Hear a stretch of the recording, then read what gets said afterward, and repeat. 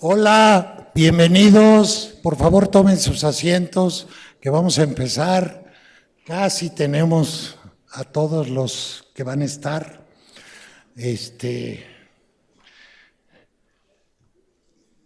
Tenemos el honor de que nos acompañan la presidenta del Colegio de México, Silvia Yorguli, aquí a mi izquierda, la directora del Centro de Estudios Sociológicos, Karin Tinat, aquí a mi derecha, y van a decir unas breves palabras antes de que empecemos propiamente el evento. Y entonces con ustedes la directora del CES primero, ¿sí? Y luego, no, para que cuando diga se inaugura, se inaugure. De acuerdo, Julio. Pues buenas tardes a todas y todos. En nombre del Centro de Estudios Sociológicos, quisiera darles la bienvenida a este seminario conmemorativo de los eventos del 68. Me da realmente mucho gusto acompañarles y sobre todo escuchar sus reflexiones sobre este momento que marcó la historia internacional de los movimientos estudiantiles. Los estudiantes eran ayer, son todavía hoy y serán siempre una fuerza viva. Miremos en dirección de la UNAM para ver lo que está pasando, ¿no? Como verán, el evento de hoy convoca a mucha gente que han vivido en carne y huesos estos acontecimientos y prefiero darles la palabra rápidamente y por dos razones básicamente. Uno, ¿qué podría decir yo si ni había nacido? Y creo que Silvia es igual. Creo que mejor dejarme empapar por sus relatos tan fascinantes. Y segundo, dos, para provocar un poco, como feminista académica, ¿qué podría decir yo sobre un cierto Marcelino? Creo que mejor me callo. Aquí les dejo. Agradezco profundamente a Julio Bolvitnik por la organización de este evento y les deseo disfrutar el recuerdo, sobre todo porque de eso se trata, saborear el recuerdo y el debate. Muchas gracias. Gracias, Karin. Con ustedes la presidenta del Colegio de México, Silvia Yorguli. Muchas gracias, Julio. Buenas tardes. Pues hace 10 años tuvimos una mesa en el Salón 5524, en el que participaron Julio Bolvitnik, Gustavo Garza, Guillermo Palacios, entre otros, y que para mí fue un descubrimiento. Yo tenía en ese entonces, era una profesora joven, con menos tiempo aquí en el Colegio de México, había estudiado en el Colegio de México y lo que oí para mí fue una parte de la historia de la institución que no conocía, una parte de la institución poco contada. Por eso cuando Julio nos comentó de la organización de este conversatorio, pues lo retomamos con mucho entusiasmo porque creemos que es necesario en un momento en que el colegio está en una etapa de renovación generacional, donde hay muchos profesores jóvenes que efectivamente no habían nacido en ese año y que nos acompañan también a la sesión, en donde los estudiantes tienen un rol también activo en diferentes actividades dentro del colegio. Pues creo que hay una parte de la historia que no es nada más una memoria por nostalgia, sino porque realmente abre un espacio para reflexionar sobre la participación al día de hoy. De la historia de hace 10 años yo me quedé con muchas dudas que yo espero resolver algunas de ellas el día de hoy, como por ejemplo la posición del colegio, que era una institución mucho más joven, pequeña, mucho más débil en términos institucionales que la UNAM, entonces cómo se vivió el movimiento desde ese momento, y también las particularidades de la participación de los estudiantes del colegio por la misma dinámica que tenía en ese entonces. Entonces le agradezco mucho a Julio la organización, le reconozco además su capacidad de convocatoria intergeneracional con diferentes instituciones y a voces que vienen desde diferentes frentes. Y en ese sentido, el evento que nos convoca hoy tiene una naturaleza inusual. Todos hablan, jóvenes, viejos, profesores, estudiantes, militantes estudiosos del movimiento, autoridades. Y bueno, con una dinámica de presentación con historias y vivencias desde diferentes centros. Como ya mencioné, yo creo que en el momento que vive el colegio hoy, en la etapa particular de la vida institucional del colegio hoy, son necesarios espacios de este tipo. Yo he tenido la fortuna desde que llegué al colegio como profesora de ver también la participación de nuestros estudiantes en diferentes formas. Me tocó, siendo directora del centro, la participación de los estudiantes en el movimiento 132. Me tocó ver la participación que han tenido frente a los hechos de Ayotzinapa, de otra naturaleza, pero también me tocó ver la gran capacidad de organización frente a lo que pasó hace un año con los sismos de septiembre, y ahora también participan en diferentes actividades académicas y en el comité interuniversitario al que nos convoca la UNAM, y pues me da mucho gusto que también estén en este espacio. Yo mencionaba que es el tipo de diálogos a los que queremos convocar desde el Colegio de México, y en ese sentido reconozco la importancia de un evento tan singular, y el hecho de que sea en el colegio es para mí un motivo de orgullo, un evento promovido desde abajo, apoyado y respetado en su autonomía desde arriba, y que creo que es parte de la construcción y de mantener al colegio como una institución abierta al diálogo, autónoma en el desarrollo de las discusiones, heterogénea, porque aunque somos una comunidad pequeña, somos heterogénea, como deben ser las comunidades académicas, y que construye espacios para dialogar en torno a las diferencias. El movimiento del 68 cambió a quienes intervinieron en él, cambió al Colegio de México, consolidó a las universidades públicas gratuitas, abrió los espacios para que la democracia se desarrollara en México, y en ese sentido pues también felicito a Julio de nuevo por la organización de este conversatorio. Les agradezco a todos los que aceptaron venir a compartir en este espacio sus experiencias, y al igual que Karin, creo que para mí es un proceso de conocer y entender mejor una parte de la historia del país, una parte de las instituciones públicas y una parte de la historia del colegio. Muchas gracias. Gracias, señor.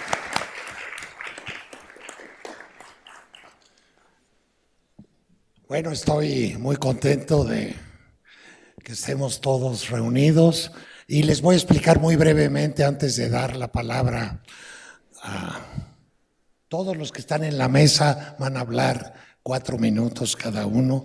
Vamos a tener un control del tiempo estricto, porque 4 por 20 son 80 y es 1 hora y cacho, y si son 25 ya son 1:30, 2 horas, y luego les vamos a ofrecer a quien quiera del público hacer preguntas, comentarios breves, muy breves. Es decir, que se oigan todas las voces.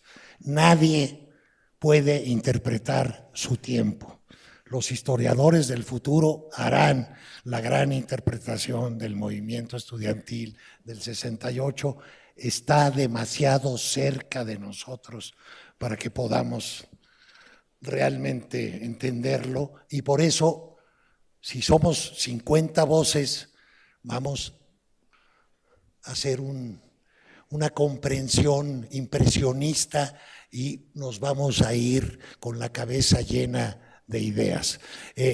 La mesa está integrada por algunos autores de libros muy importantes, como Salvador Martínez de la Roca, que ha publicado 2 volúmenes lamentablemente difíciles de conseguir, Voces y Ecos del 68, y un segundo volumen, Otras Voces y Otros Ecos del 68, que reunió a la gente más estudiosa del movimiento y los puso en este volumen, y lo hizo hace 10 años el primero y 5 años el segundo. A los 40 y a los 45 años tenemos, por ejemplo, un caso muy especial. Juan García Colín es un novelista, está afuera, y a los que están en la mesa les vamos a obsequiar una copia de la novela de Juan García Colín.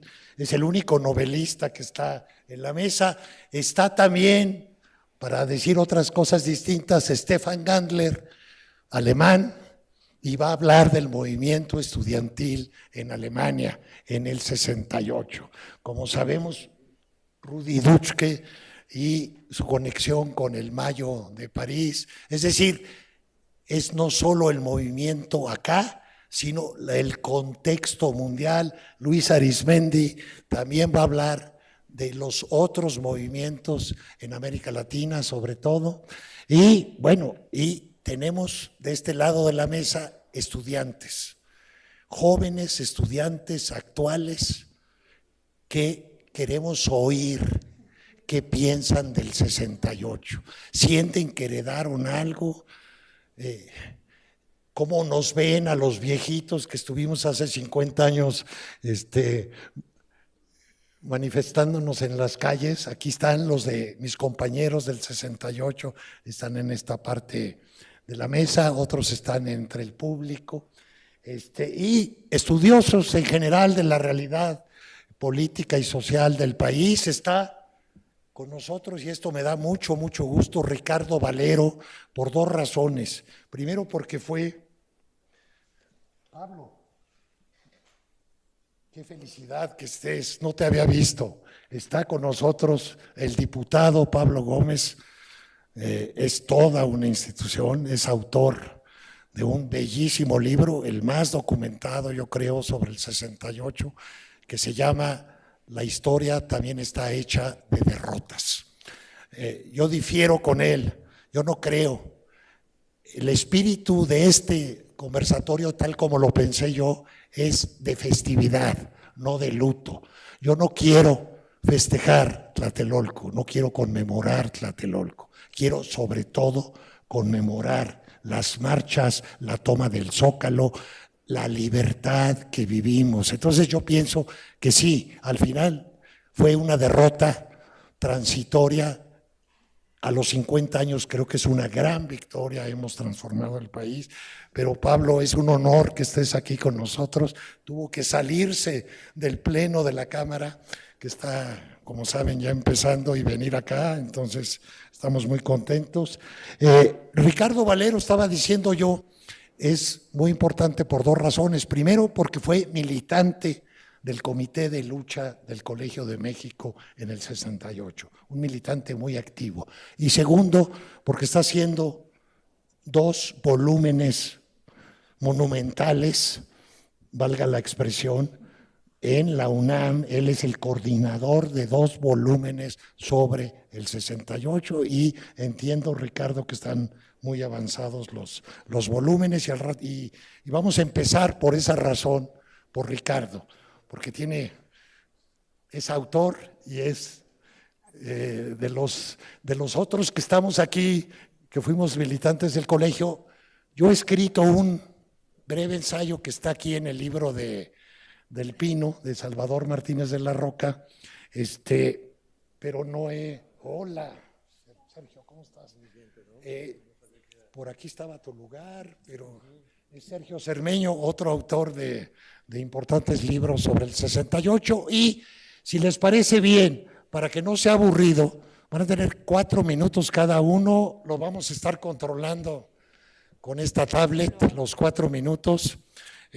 Cada vez que uno empiece a hablar, le vamos a dar iniciar y les vamos a mostrar el reloj, cómo va disminuyendo su tiempo, y mi asistente Gerardo Olivo, ¿dónde estás, Gerardo? Ese joven les va a mostrar una tarjeta amarilla cuando les queden 30 segundos y una roja cuando les queden 5 segundos, para que, por respeto a los demás, no rebasemos el tiempo. Entonces, si les parece bien, voy a estar pimponeando entre militantes del colegio, personas con visión mundial, autores de libros, estudiantes actuales, estudiosos de la realidad mexicana, como Ilan Bisberg del Colegio de México, o Hugo Aboites, personaje muy importante de la educación superior en México. En fin, como ven, la mesa es variada, concurrida, y qué bueno que tenemos mucho público. Y entonces, Ricardo, me haces el honor de empezar, 4 minutos, y Karin va a estar aquí controlándote el tiempo. Gracias, Karin. Perdón, si cuando me empiecen a hablar digan su nombre y quiénes son en 6, 7 palabras nada más, así. Por favor, Ricardo. Pues muchas gracias. Acércale el micrófono.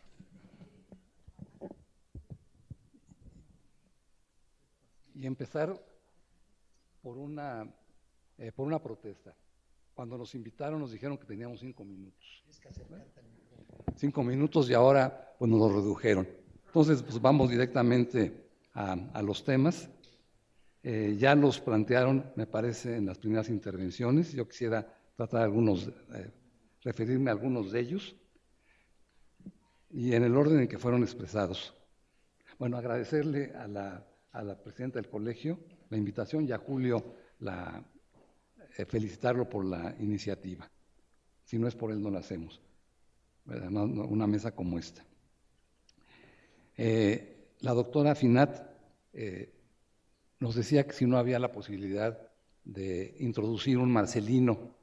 Bueno, yo quiero decir que la idea de Marcelino Perelló, porque supongo que esa es la alusión, sobre todo una que lo hizo, no tanto sus programas finales de radio, en fin, sino en la época, en 1968, una idea que nunca se justificó en la práctica, que el ejército en Tlatelolco el 2 de octubre entró disparando balas de salva.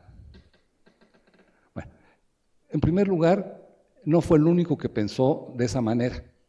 Enseguida, algunos de sus compañeros dirigentes también del Consejo Nacional de Huelga y que estuvieron en la cárcel avalaron o coincidieron con esa apreciación. Yo no comparto esa apreciación, pero sin disminuir en nada lo que fue verdaderamente una masacre, lo que ocurrió en Tlatelolco, ese 2 de octubre, también creo que hay que matizarla de muchas maneras. Una primera discusión tiene que ver con el genocidio, si realmente lo que ocurrió ahí fue un genocidio o una matanza indiscriminada, y en términos del derecho penal es otra cosa, pero no es genocidio, es un tema a discutir. Pero otro, que ese sí se los ofrezco, es parte de los resultados del trabajo que Julio comentó hace un momento, que estoy preparando, coordinando una obra de esa manera. Tenemos una tesis que avala además un profesor, que creo que no está aquí, del Colegio de México,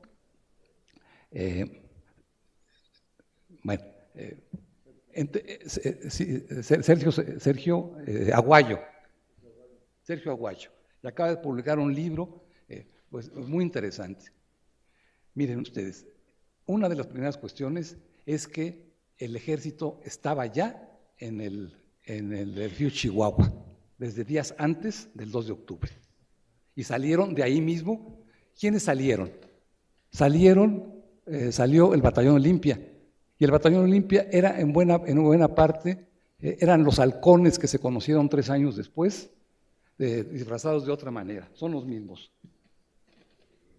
Bueno, ¿perdón?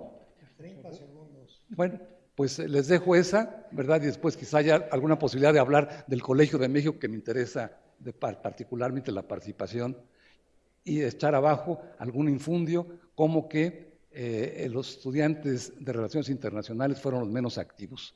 Yo veo pocos estudiantes o egresados de Relaciones Internacionales, pero sí alguno de ellos por acá, y estamos dispuestos a discutir y a rectificar esa mala impresión. Muchas gracias. Perdón.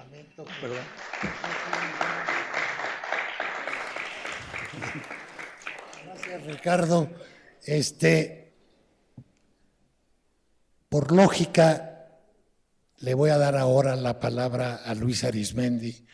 Te presentas, Luis, y le doy la palabra a él porque va a dar un panorama amplio de movimientos estudiantiles en el mundo y en particular en América Latina. 4 minutos.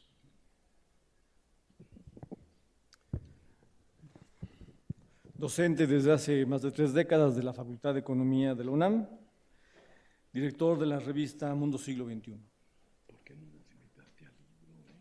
Defensa de la utopía, impugnación de la barbarie. Me parece que este es un binomio crucial para entender el 68 mundial. El primer movimiento mundializado en la historia del capitalismo. Un movimiento espontáneo que surgió por igual en el primer, en el segundo y en lo que el siglo XX conoció como tercer mundo. El 68 impugnó el Estado autoritario en todas sus configuraciones. En el primer mundo, en Estados Unidos, se opuso a la barbarie. El movimiento estudiantil explotó rechazando la invasión de Vietnam y fue crucial para que Estados Unidos fuera derrotado. El 68 en Alemania se opuso a la barbarie. El grupo de Rudi Dutschke, en el que trabajaban Bolívar Echeverría y José María Pérez Gay, fue un grupo que veía la continuación de la barbarie en Asia, en África, en América Latina. La novela inolvidable de José María Pérez Gay, Tu nombre en el silencio, convoca a que la multitud deje de ser masa y se oponga a que la historia moderna sea la continuación ininterrumpida de la barbarie. A esto se oponían estos tres importantes intelectuales. El 68 francés hizo valer: la imaginación toma el poder, como lo dijo Sartre. Lo mejor del 68 francés desarrolló importantes experiencias de autogestión.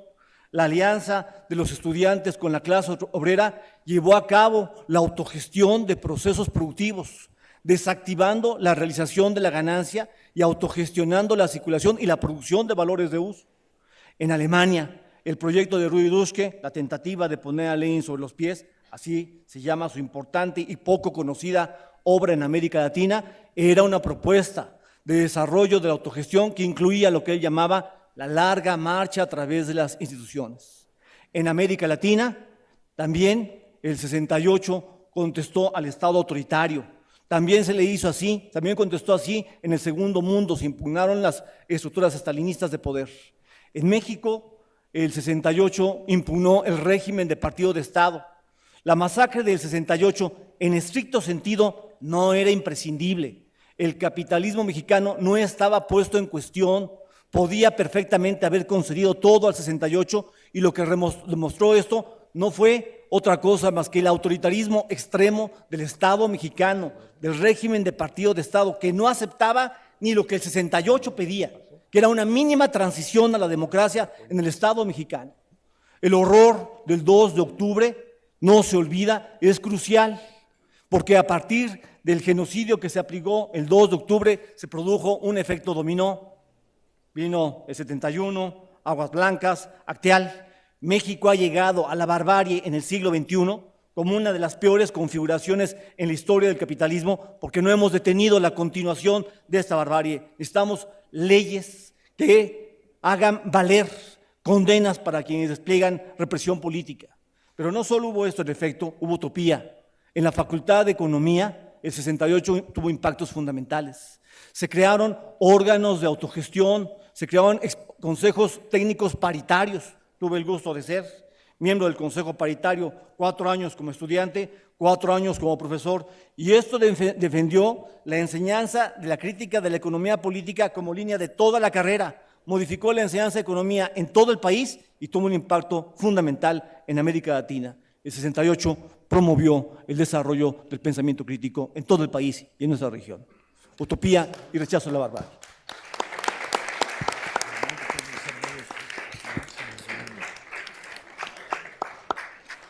Bueno, a ver cómo funciona este ping-pong. Pasamos de la reflexión muy abstracta y muy profunda de Luis Arizmendi a estos recuerdos tan profundos y tan personales y tan conmovedores de Miguel Ángel. Y vamos a darle la palabra a Sergio Cermeño, que está aquí en esta esquina y que ha escrito varios libros y varios ensayos sobre el 68. Adelante, Sergio, 4 minutos.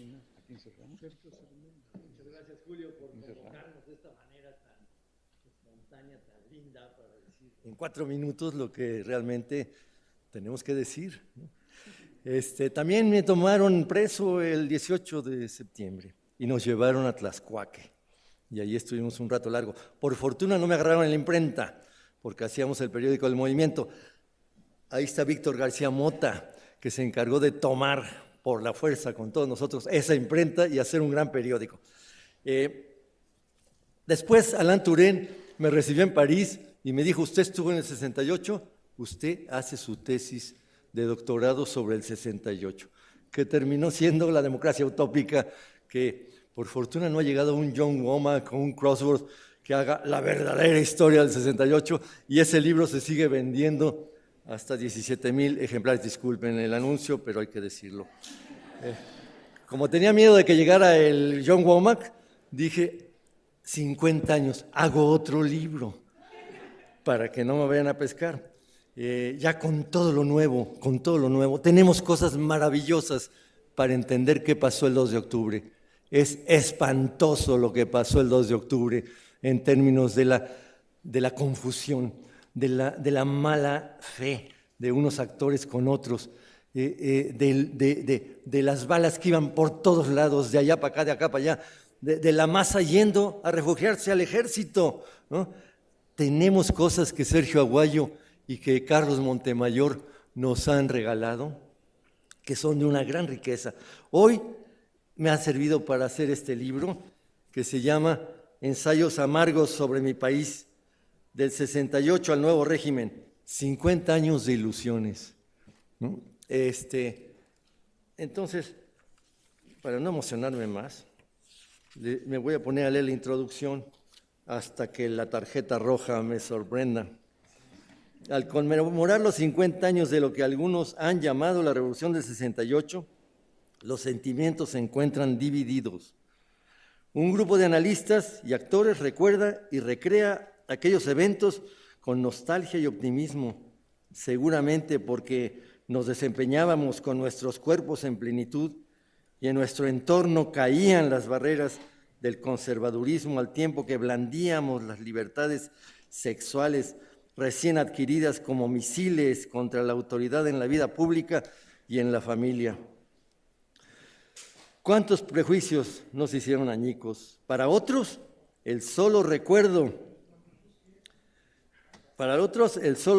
de la masacre, aunado al deplorable estado de descomposición de nuestro país, es motivo de gran pesadumbre. En favor del primer grupo, obra, qué duda cabe, el argumento de que el trauma del 2 de octubre fue uno de los costos que pagamos para que nuestras instituciones políticas transitaran hacia la democracia. Hoy podemos optar por un abanico de propuestas políticas e ideológicas. Hemos hecho aprobar leyes y enderezado aparatos políticos con lo que se ha asegurado la alternancia y el tránsito pacífico del poder que en el año 2000 desalojó al PRI y que finalmente, después de fraudes y corruptelas, nos ha entregado en 2018 un triunfo contundente que por ahora podemos atribuir a la izquierda a reserva de lo que se acabó. Bueno, concluyo diciendo que el libro está muy bonito. Este jovencito, nada más digo esto, el director de Siglo XXI, Jaime Labastida, me dijo, busquemos algo que no sean soldados ni nada para la portada. Y buscaba de Dylan y quién sabe. No, los derechos son muy altos. Tal. Ya, le dije, tengo uno de mí en París. Y entonces le traje ese. Gracias, Sergio. Perfecto.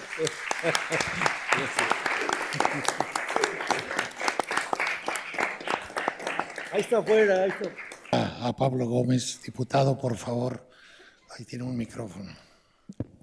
Gracias, Julio, por esta invitación y a todo mundo por oír. Muy rápidamente. Se ha criticado mucho lo que yo digo en mi libro, que se llama La historia también está hecha de derrotas. Y no se dan cuenta que no solamente hablo de una derrota, sino de la historia. Y es lo importante del libro. El movimiento de 1968 fue el movimiento político por la democracia más importante del siglo XX y antes no había habido ninguno. Y en el 21, pues vamos a ver si podemos lograr otro. Fue derrotado en sus términos. Luchábamos por la libertad de 50 presos políticos, terminamos 450 en la cárcel. No fuimos a pasear un domingo a la prisión militar, ni tomamos clases de posgrado o cursos de posgrado en la Universidad de Lecumberri. No era eso un juego. Decenas y decenas murieron. La depresión que se generó de parte de los estudiantes derrotados del 68 fue brutal. Quizá los que estábamos en la cárcel no lo sentíamos tanto como afuera, en el campus, en las aulas. Y fue, no obstante, el movimiento más trascendental, que no se contradice. Es el más importante que ha habido en la lucha por la democracia. Y lo protagonizó la juventud intelectual de México, con la simpatía de grandes sectores populares que no hicieron nada para apoyarlo. Como no fuera, de repente acompañarnos en las marchas, en las aceras y aplaudirnos. Unos cuantos electricistas, petroleros, maestros nos acompañaron. Muy pocos. La gente tenía miedo. Conocían el despotismo del régimen que oprimía a este país, que se vio de cuerpo entero el 2 de octubre. No conmemoramos el 2 de octubre, básicamente, sino todo el movimiento, pero el movimiento tiene un sello indeleble, que es el 2 de octubre. Tampoco olvidemos eso, porque entonces pues ya no sabemos de qué estamos hablando, ¿no? Porque pocas represiones de ese nivel hubo en el mundo en el periodo 68-69. Entonces, y había regímenes todavía quizá más autoritarios que el mexicano, pero no sanguinarios como el de Díaz Ordaz. Termino. Se han dicho tantas cosas inexactas del 68 que de verdad a veces ya no sabemos qué leemos. Todos los días salen los periódicos algo y todos los días nos cuentan una historia de cosas que no ocurrieron o ocurrieron al revés. La manifestación del 27 de agosto, fuimos con colchones, sleeping, tiendas de campaña.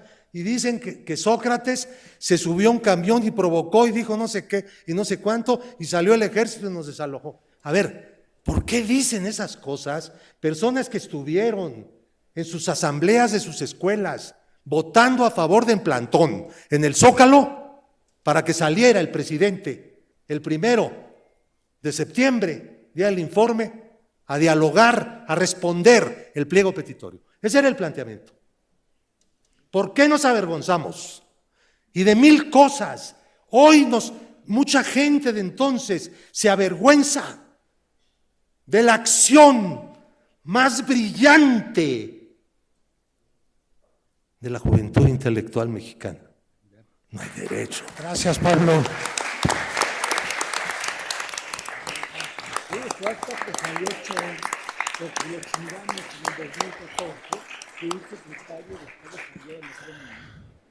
Bueno, los que estamos aquí, muchos nos emocionamos cuando hablamos de este tema y los ojos se nos llenan de lágrimas, pero también de recuerdos luminosos.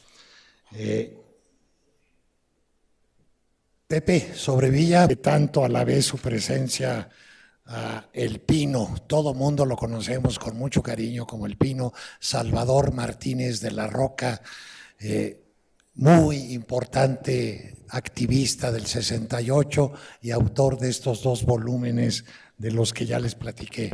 Pino, por favor, 4 minutotes. Buenas tardes. ¿Ya se acabaron los 4? Miren, el 68 empezó por una violenta represión. Primero, una golpiza a unos chavos el 23 de julio de una escuela privada, Isaac Ochoterena, y de unas vocacionales del Poli. Después, por una violenta y bárbara represión a la marcha del 26 de julio de 1968.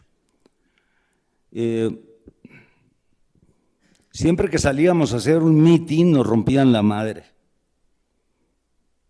Créanme también que también le tocaron madrazos a los granaderos. Dentro de la UNAM había un cuerpo que se llamaba el Cuerpo de Vigilancia, que lo había hecho el doctor Chávez, que estaba considerado como uno de los mejores cardiólogos del mundo, nomás que la UNAM no padecía del corazón. Y entonces tenía el Cuerpo de Vigilancia que si hacíamos un acto dentro de la universidad y levantamos la efigie del Che Guevara, llegaban y nos rompían la madre. Hasta que, bueno, estudiantes finalmente fuimos una maderería, compramos un chingo de palos y hicimos un mitin enfrente de Rectoría como provocación para jalarlos. Cuando llegaron los del Cuerpo de Vigilancia, les rompimos toda su madre. El jefe de la vigilancia empezó a golpear a un chavo adentro de la rectoría, tumbamos la puerta, entraron los encabezados por la Facultad de Derecho sin que se discutiera en el Consejo Estudiantil Universitario, tomaron la rectoría y sacaron a Chávez emplumado, y en la revista Life salió el Chente Labrado, un paisano mío de Sinaloa, pegándole una patada en el trasero. Siempre nos ha tocado pelear, siempre nos hemos roto la madre, para hablar claro como mexicano, como Octavio Paz, y siempre lo vamos a seguir haciendo, siempre lo vamos a seguir haciendo. Esto que acaba de pasar en la UNAM ahorita no es un chiste, y no sabemos hasta dónde puede llegar. Entonces, lo que quiero decirles es, un 1 de enero de 1970, teníamos 20 días en huelga de hambre, luchando por nuestra libertad, y entraron los presos comunes, que nos los aventaron, y hubo otra madriza. Ahora, no podían entrar porque la puerta de entrada era muy chiquita y nosotros teníamos muchas botellas de jarritos, y les dimos una santa madrina, hasta que los guardianes del orden nos empezaron a disparar y le pegaron a la chancha un balazo en el hombro, y a un héroe, que hay que recordarlo, un dirigente campesino que se agarró de la puerta, Rafael Jacobo, para que no pudieran entrar. Y a martillazos le empezaron a pegar en las manos y no la soltó. Le pegaron con un marro y no la soltó. Ya, espérame. Hasta que le metieron unas puntas, así le dicen en Lecumberri, le picaron el hígado y cayó desmayado.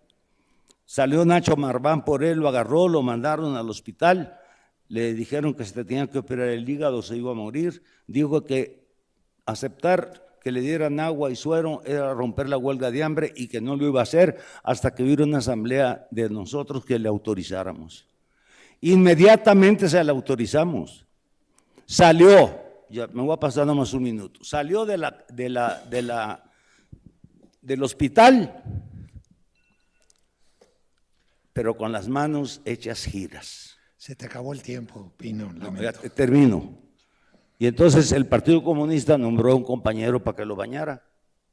Entonces lo estaba bañando y estábamos el Buy y yo viendo, y de repente voltea el chavo y le dice: oye, Jacobo, y también te tengo que enjabonar tus partes púdicas. Le dijimos: órale, cabrón, ¿qué no es comunista usted, cabroncito? También échale ganas al jabón. Y al final le doy un besito para que se relaje. Gracias. Bueno, ya, a lo mejor ya descubrimos por qué le dicen el Pino, porque tiene un sentido del humor muy especial. Gracias, Pino. Es un honor que estés aquí con nosotros. Vamos a volver a darle la palabra a una mujer y ahora que sea una estudiante, Nayeli García, estudiante del Colegio de México y activista de la organización estudiantil del mismo colegio. Por primera vez en mucho tiempo, el colegio tiene ahora los estudiantes organizados. Después del 68 hubo una especie de represión implícita que no permitía que se organizaran. Ahora muchos de los que están son activistas de esa organización y están haciendo cosas muy importantes. Nayeli, te escuchamos, 4 minutos. Gracias, doctor, y gracias por la invitación. Es realmente emocionante estar aquí, escuchar los testimonios y las voces que ya había leído en papel y escuchar su tono de voz y escuchar cómo se les quiebra la voz, realmente me conmueve, porque creo que la herencia más importante para nosotros dentro de la organización a la que usted hacía referencia ha sido la herencia precisamente de los gestos para protestar. Creo que el movimiento del 68 nos heredó un lenguaje y una memoria corporal para expresar el desacuerdo. Nos heredó también una forma de nombrar, una forma de narrar lo inarrable, lo inenarrable o lo inefable. Mi formación, olvidé decirlo, yo soy egresada de la UNAM de Letras Hispánicas y aquí estoy por terminar el doctorado en literatura hispánica y mi tesis es sobre literatura testimonial. Y es sobre literatura testimonial porque siendo de la generación 2014, en agosto de 2014 que entré aquí, a los pocos días desaparecieron los 43 estudiantes de Ayotzinapa, entonces yo sentí que éramos la misma generación, ¿no? Yo sentí que esos 43 estudiantes y yo empezamos un camino al mismo tiempo y a ellos no se les permitió llegar a este final al que yo estoy llegando. Entonces, creo que a partir de compartir esa experiencia generacional y esa experiencia como estudiantes, varios compañeros aquí nos empezamos a organizar y tengo que decirlo también con varios profesores y con trabajadores administrativos. Veo caras entre ustedes que nos acompañaban en las marchas dentro de los contingentes que armábamos para apoyar todas las acciones globales por Ayotzinapa. Y me parece que esa es como la línea que va del 68 al 2018, o al menos la línea que me resuena más a mí. Cada vez que salimos a la calle y levantamos el puño izquierdo o hacemos la V de la victoria, estamos repitiendo gestos que aprendimos con ustedes. Yo me enteré del movimiento del 68 en 1999, cuando mi mamá, que está entre el público, me compró La Noche de Tlatelolco, de Elena Poniatowska. Y no solo me enteré de ese movimiento, sino que, visto a la distancia, también me enteré de los derechos humanos, del feminismo y de la defensa del territorio, porque la defensa de la autonomía es la defensa del territorio, ¿no? Las fotografías de los militares entrando a Ciudad Universitaria o al casco de Santo Tomás, ese es el centro histórico, pero hace rato está ahí. Las fotografías de los grupos de choque que llegaban a provocar y a romper las asambleas, las anécdotas de Luis González de Alba sobre las piedras que estaban en los botes de basura en las calles del centro, que varios de ustedes deben haberlo vivido, es algo actual. O sea, creo que la memoria del 68 está viva en nuestros cuerpos, en la forma de protestar, en la esperanza por la autonomía, en la lucha por la verdad histórica, por la verdadera verdad histórica. Y creo que cierro diciendo que es muy importante para mí la herencia de los gestos de la lucha y la herencia de la fuerza por la verdad. La verdad siempre está en disputa y queda en nosotros poner el punto final, no en un informe de gobierno donde se diga dónde están los estudiantes, por ejemplo, ¿no? Los estudiantes desaparecidos. Eso es todo.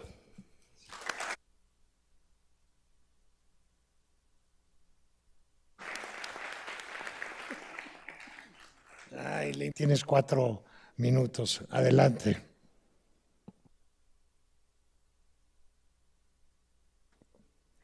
Buenas noches a todos. De antemano agradezco la invitación a Julio y a mi profesor de la Academia y de Vida, Luisa Arismendi. Bueno, mientras Angela Davis surgía como Pantera Negra en Estados Unidos y el mayo del 68 gritaba a todos voces, la imaginación toma el poder, yo aún ni siquiera estaba en planes, ¿no? Por eso quiero hablar de mi tiempo, quiero hablar de en específico lo que nosotros los estudiantes estamos haciendo. Y pues decir que en nuestro país la grave crisis neoliberal del bono demográfico ha causado que el 90% de los estudiantes que quieren ingresar a la universidad no lo pueda hacer. Que el informe de la OCDE en 2014 haya mencionado que los jóvenes en México de 19 a 25 años de edad dedican más tiempo a trabajar que a estudiar no es casual, es producto de esta propia crisis. Y para el movimiento estudiantil debe estar muy claro de qué crisis partimos, que nos enfrentamos a esta complejidad y que debemos de tener un reto por vencer. A vencer la máquina de la desimaginación. Es un término que Henri Giraud, importante pedagogo crítico, ha retomado de Didi Huberman, de su muy importante libro Imágenes pese a todo, que es un libro que trata de ir a contracorriente de lo que hizo el nazismo, para de no dejar ninguna evidencia del horror que desataron. En este sentido, Henri Giraud destaca que los jóvenes debemos de radicalizar la imaginación y vencer la máquina de la desimaginación, que no solo los medios de comunicación, las universidades y las instituciones han tratado de hacer para borrar la capacidad crítica de los sujetos, para poder movilizarse, para poder organizarse y así transformar lo que hasta ahora no es imaginable. En ese sentido, a mis compañeros del Instituto Politécnico Nacional, que desde el 2014 se empezaron a movilizar casi a la par de cuando sucedió lo de Ayotzinapa, a mis compañeros de la UNAM, que ahora hemos resurgido como una fuerza importante en el movimiento estudiantil, les digo que necesitamos hacer un gran río del mundo, juntar nuestros pulsos hasta formar un gran cielo, un cielo del que llevamos redivivos, nuevos, virtuosamente limpios y dispuestos a organizarnos y a radicalizar la imaginación y, por supuesto, recoger los más hermosos frutos del 68, que sí fueron, uno, democratización no solo de la universidad, sino del país, y dos, pues los procesos autogestivos que más importantes son entre nosotros, ahora más que nunca, con miras a la utopía y hacer lo imposible. Muchísimas gracias por la invitación y muchas gracias.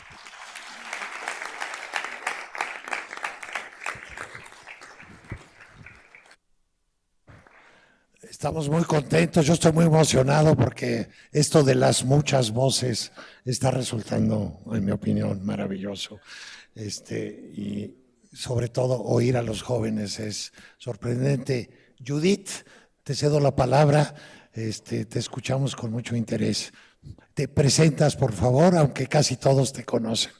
¿Cómo no? Bueno, soy Judith Boxer, soy profesora investigadora de la Facultad de Ciencias Políticas de la UNAM y creo que vale la pena destacar en este momento, soy directora editora de la Revista Mexicana de Ciencias Políticas y Sociales, que en este número, que empieza ya a circular en línea, está dedicada precisamente a 1968. Debo decirles que ha sido una experiencia fascinante trabajar alrededor de este número y gran parte de esa fascinación que se expresa en la diversidad, en las tendencias encontradas, en convergencias y divergencias, diría en tensiones, en contradicciones, se reflejan hoy mismo aquí, esta tarde, en las participaciones.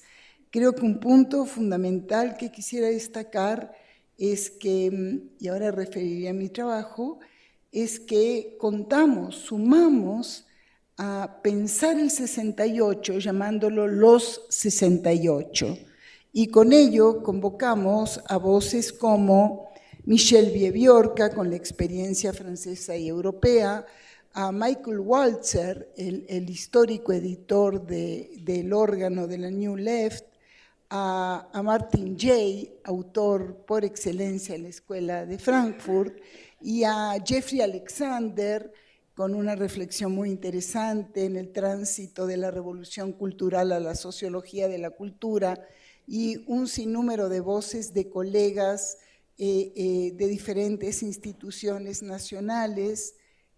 Creo que el número es muy serio y destaca eso. Ahora, tal vez 2, 3 puntos en estos 4 minutos que resultan muy difícil porque el 68, los 68, en efecto, fueron una construcción muy diversa y creativa de acción social, de emergencia de nuevos actores, de fundación de nuevos espacios y comprensión de hacer política, tanto en el mundo como en México. Y entonces, si uno analiza cómo abordar, y este fue un poco el propósito que tuvimos, es precisamente cuáles eran los ejes rectores o conductores que fueron moldeando aquello que llamaríamos por primera vez no solo un fenómeno global, sino una constelación transnacional. Esto es, sectores y grupos que cruzan fronteras y en este caso un lugar central a los estudiantes. ¿Cómo concatenarlos por regiones? Y esta fue nuestra aproximación. Es realmente un desafío porque las características de los movimientos fueron sinceramente diversas. Tú mencionabas hace un momento, Stefan, en efecto, Alemania, que entre las dos Alemanias hay un gran ejemplo de transnacionalismo, si podemos hablar de circulación de idea y conexión de actores. Tenemos obviamente Auschwitz, con lo que implica, tenemos la experiencia de la primavera frustrada y también tenemos la experiencia de Polonia, que en mi caso particular veo cómo se hilvana con el movimiento estudiantil la expulsión de toda su población judía, exactamente en el 68. Entonces aparece aquí un 68 que abre espacios de utopía, como ustedes bien señalan.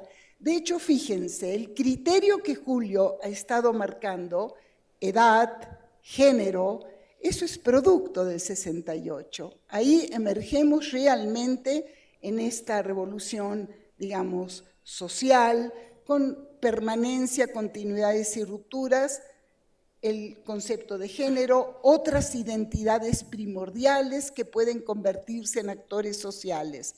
En ese contexto, creo que quiero concluir señalando que el 68 mexicano en parte compartió grandes desafíos que los otros tuvieron y tuvo sus singularidades que ustedes han marcado abiertamente. La incapacidad de un Estado, de un régimen, de poder responder a demandas de una emergente sociedad civil. Gracias. Gracias a ti, Judith. Bueno, para seguir con las voces femeninas, Consuelo, por favor, te presentas. Consuelo Sánchez. Gracias, Julio. Bueno, yo soy antropóloga de la ENA y de investigadora del Instituto Nacional de Antropología e Historia. Bueno, yo era muy chiquita, la verdad, cuando el movimiento 68, pero a mí me impactó. Pero de hecho, todos los que participaron en el movimiento 68 son mis héroes. De modo que siempre ha sido de gran interés para mí conocer sobre el movimiento del 68.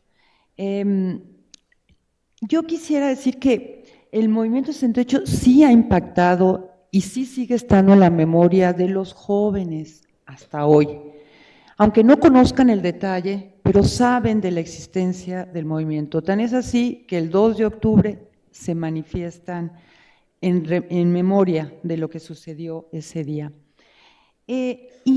Una cosa que yo quisiera señalar es que sí, en efecto, el movimiento 68 fue un movimiento por la lucha por la democracia de este país en el siglo XX, pero viendo las imágenes fue el primer movimiento que tomó las calles, ¿no? Y esas imágenes que ahora nos parecen muy familiares porque lo seguimos haciendo, ¿no? Tomando las calles, manifestándonos en ella, también luchando por las libertades, por la democracia hasta hoy, ¿no? Hasta la última marcha que hubo de los jóvenes estudiantes de todas las universidades que se han sumado, incluyendo la ENA, sigue siendo el mismo reclamo: libertad, libertad de expresión, de organización, democracia, ¿no? Y contra el autoritarismo, contra la represión.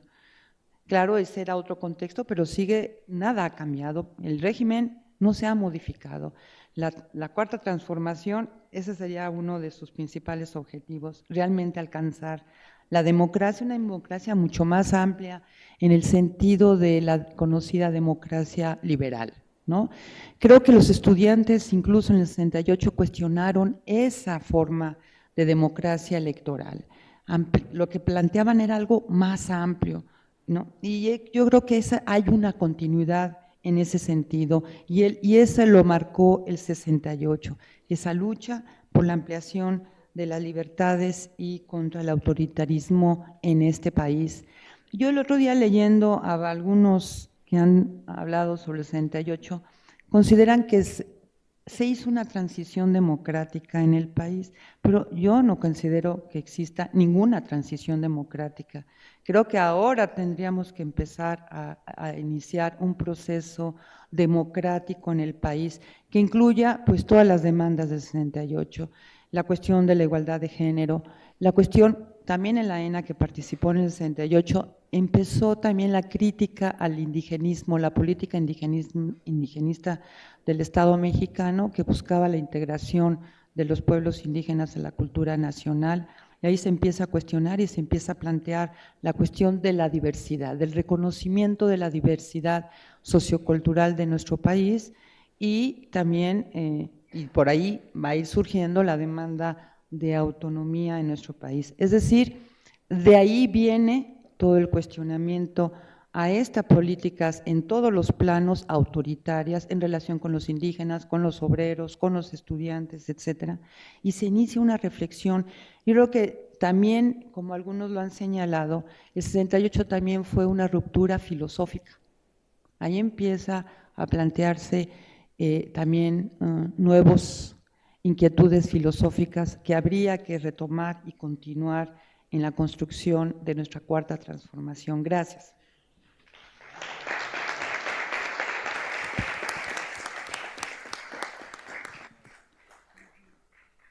Hugo Aboites es sin duda uno de los más importantes. Solamente quisiera anunciar que hubo una grabación por Canal 11 y que la transmisión del programa será el 27 de septiembre normalmente, ¿no? Gracias. Okay. Bueno, pues la idea original era que volviera a dar la palabra a algunos de la mesa, pero ya se prolongó mucho esto y creo que es un buen momento de pasar al brindis. Yo quiero agradecer enormemente la presencia de todos ustedes, especialmente los que estuvieron en la mesa, y el apoyo de Silvia Yorguli y Karin Tinat para hacer posible este evento, y el absoluto grado de libertad que me dieron. Yo organicé esto como se me vino en gana. Espero que no haya salido mal en opinión de la mayoría.